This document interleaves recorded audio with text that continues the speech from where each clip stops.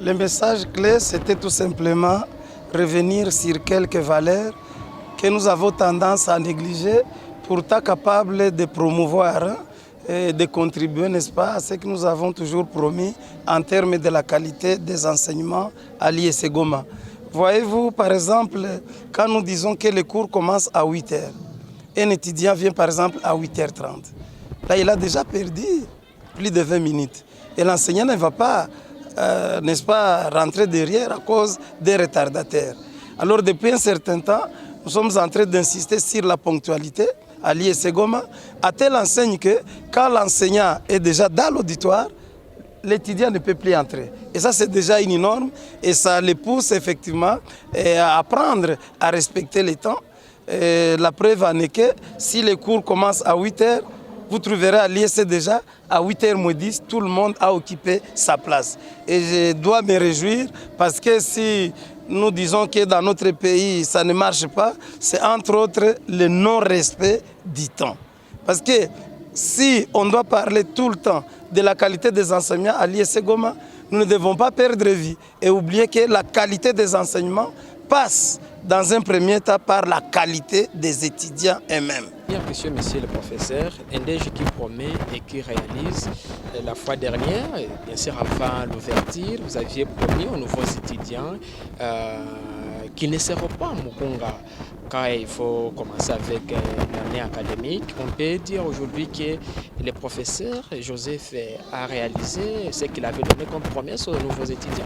Mais bien évidemment, c'est-à-dire quand on interroge l'Afrique noire traditionnelle, on insistait sur le respect de la parole. Et moi, je m'inscris dans cette dynamique où je dois respecter ma parole. J'ai dit, l'année 2019-2020, les étudiants n'iront pas à Mugunga. Et j'ai insisté en disant, surtout les étudiants de G1.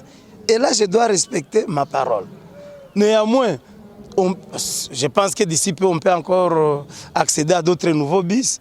Si les bus sont nombreux, on peut faire des petites balades. Une chose, c'est de travailler, mais une autre chose, c'est de se reposer. Comme dirait Saint-Augustin, un peu d'endurance, mais un peu de jouissance. Mais nous avons aussi la section douane assise. Si nous avons des bus neufs, pourquoi pas ne même pas les amener à Bunagana, là où il y a la douane. Nous formons, c'est vrai, la théorie, mais de temps en temps, nous pouvons faire des descentes.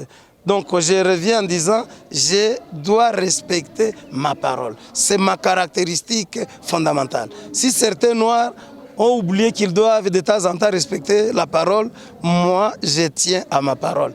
D'ailleurs, il y a même, n'est-ce pas, quelqu'un qui a dit, il a promis, il a réalisé. Et vous constaterez que tout ce que je promets, je dois réaliser.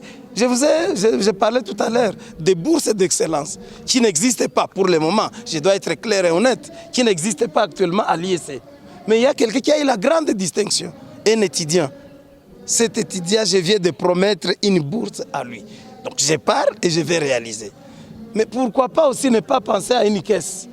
Une caisse, effectivement, pour, n'est-ce pas, encourager ces élites, ceux qui obtiennent la grande distinction. On peut leur donner des bourses. Et je pense que l'année 2020-2021, si je suis encore à l'IEC, posez-moi la question. Vous trouverez la réponse.